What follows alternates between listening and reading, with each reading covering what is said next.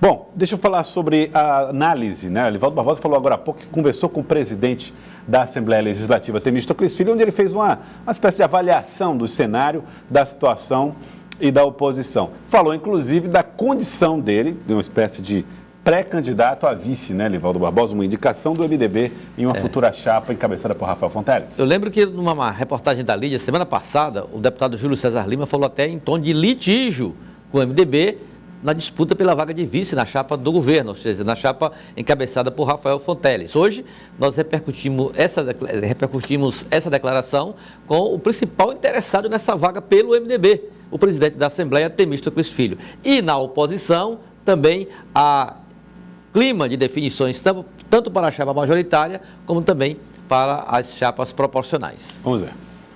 No bloco governista, o deputado Temístocles Filho considera normal o desejo do PSD indicar o vice na chapa majoritária, também pretendida pelo MDB. Isso é natural.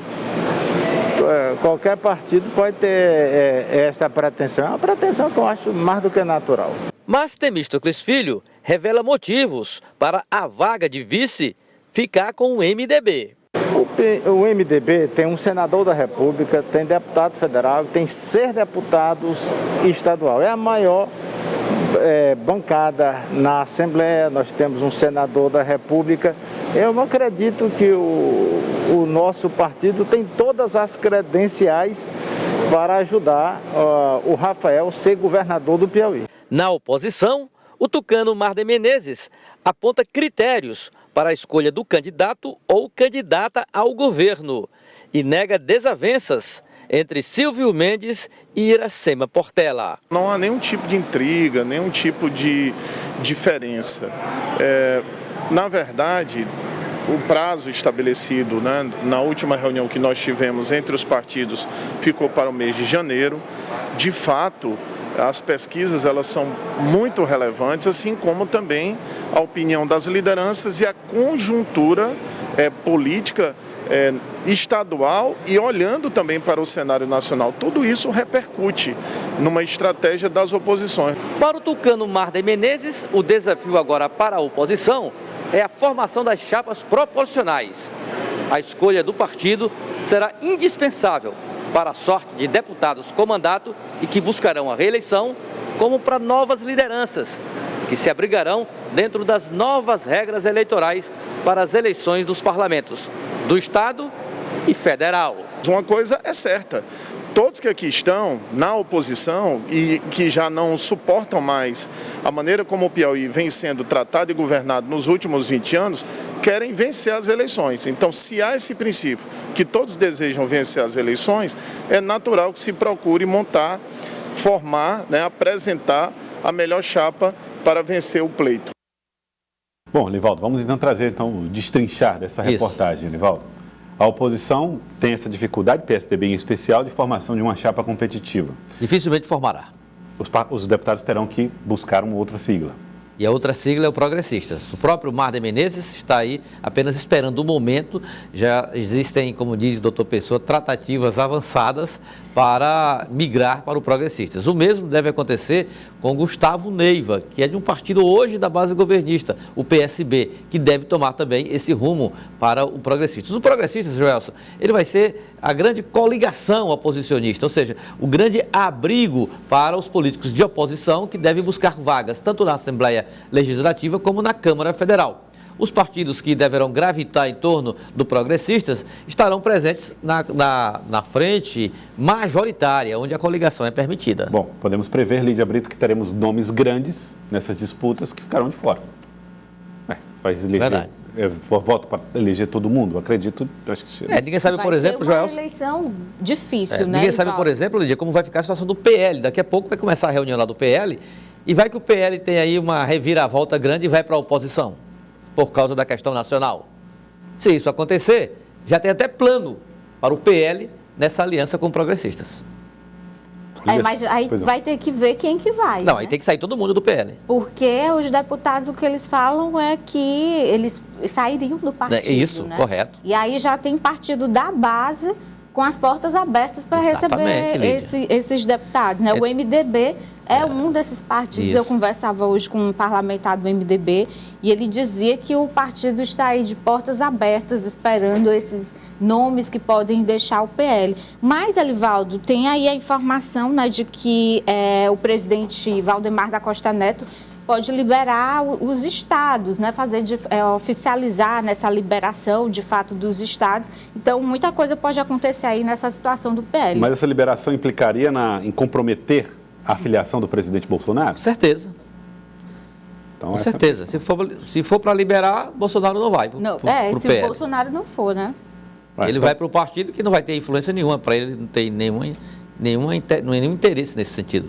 O partido pode se alinhar totalmente ao projeto nacional do presidente Bolsonaro. E se isso acontecer, é como disse a Lídia, é prejuízo aqui em estados como o Piauí.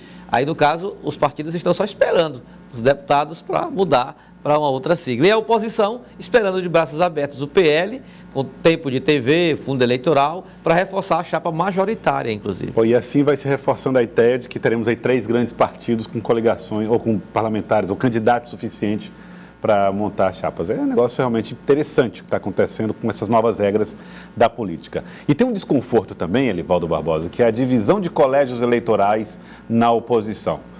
Parece até grosseiro falar isso, mas é uma realidade. As pessoas, as lideranças, elas olham para o mapa do Piauí e começam a traçar estratégias ali por regiões, né, Elivaldo? Olha, isso aconteceu recentemente na base governista, envolvendo o deputado Georgiano Neto, né, Lídia? E o deputado Ziza Carvalho, que é do PT. Aí são de partidos diferentes, embora da mesma base aliada. Só que na oposição está acontecendo só com um partido, o Progressistas. E nós registramos esse fato e repercutimos com o presidente estadual da sigla, o deputado Júlio Arcoverde. Vamos ver. Bessa Filho adotou a lei do silêncio, mas demonstra insatisfação no Progressistas. O motivo? A definição de colégios eleitorais para os candidatos a deputado estadual. O presidente do partido no estado afirma que não há razão para desconforto no Progressistas. A estratégia eleitoral ainda está em fase de elaboração. A gente, numa eleição proporcional, a gente começou essa eleição muito cedo, né? Então as pessoas às vezes se sentem um pouco, não está fechado, uma situação ou outra, mas isso é uma coisa que acontece em toda eleição. E em relação ao deputado Bessel, eu desconheço qualquer descontentamento dele. Júlio Arcoverde também nega desavenças do palanque majoritário oposicionista, em fase de construção no estado. Toda semana tem uma pauta para tentar criar um problema na chapa de oposição. É sinal que a gente está incomodando. Quando toda segunda-feira, se vocês perceberem, vem a mesma lenga-lenga da conversa se o Ciro vai ser candidato ou não. Na terça é uma briga entre o Silvio e a Iracema. Na quarta é deputados que vão sair da oposição para o governo. E pelo contrário, o que a gente está sabendo é que tem muita gente saindo do governo para a oposição. Essa pauta é conhecida e não vai mexer em nada na unidade do nosso grupo de oposição. Elivaldo, o presidente passa uma tranquilidade na fala, né? Até um certo bom humor, mas parece que não só o problema existe, como ele também demonstra um certo desconforto com a repercussão de algumas possibilidades dentro do país. Correto, Gelson. O deputado Júlio Arcoverde, ele tem tratado com muita serenidade essa estratégia, né? E justificado um pouco essa ansiedade do deputado líder do partido na Assembleia, Bessa Filho. Na verdade, há uma estratégia em evolução, em elaboração. O Progressistas está aguardando aí, por exemplo, adesões como de Mar de Menezes, Gustavo Neiva e até outros parlamentares admitidos pelo próprio Júlio Arcoverde, não é, Lídia? Então, não é motivo para, nesse momento, já se dividir colégios, se buscar, porque as coisas na política, elas não acontecem assim de forma tão automática e tão matemática, digamos assim. Ela tem que ser um processo de entendimento, de negociação e que tem que obedecer um rito mais natural do que aritmético, por exemplo. Então, por isso é que o Progressistas tem tratado essa questão com os aliados que estão aderindo à sigla. Não se trata apenas o fato de... Isso tudo surgiu, Gelson, porque o deputado Júlio Arcoverde será candidato a deputado federal. E como ficam os colégios estaduais? Ele disse, olha, não posso definir para 1 ou 2 candidatos. Ele constrói um leque de alianças, porque uma candidatura federal não precisa só de uma dobradinha, várias dobradinhas. Então é um processo em construção que não há motivo, segundo o Júlio Arcoverde, para esse clima de ansiedade manifestado pelo deputado Bessá Filho. Lídia. Mas o fato é que, de fato, existe essa insatisfação do deputado Bessá, e ele deixa isso claro nos bastidores, Elivaldo, apesar de ter evitado gravar entrevistas, mas nos bastidores ele deixa isso muito bem claro, que está insatisfeito com a forma como o presidente Júlio Arcoverde tem conduzido essa situação dentro do Progressistas. Eu acredito que Júlio vai chamar Bessá aí para uma conversa e eles vão tentar resolver essa situação internamente, né? Mas o deputado Bessá já deixou isso bem claro nos bastidores, não só para os aliados, mas também para a imprensa. Ele deixou hoje, só não fez gravar, Joelson. Faltou só Mas ele gravar. disse, olha, eu estou insatisfeito, não vou gravar, não vou manifestar publicamente, mas estou insatisfeito. O silêncio, às vezes, já diz muita coisa. Mas Fala mais do que uma expressão, uma gravação de 1 hora, né? Verdade. Agora, Elivaldo e Lídia, me parece que existe, evidentemente, uma tensão, uma pressa de algumas dessas lideranças políticas em organizar esse cenário, mas é como vocês mesmos disseram aqui, tem muita coisa para acontecer, principalmente em relação ao PL, né, em relação ao PSD. Como é que vai ser a situação do PSD, por exemplo? Para onde vão essas lideranças? O próprio, de alguma maneira, PDT, que tem 2 lideranças importantes que estão lá, mas que não estarão no futuro, que é o Flávio Nogueira Júnior e Flávio Nogueira.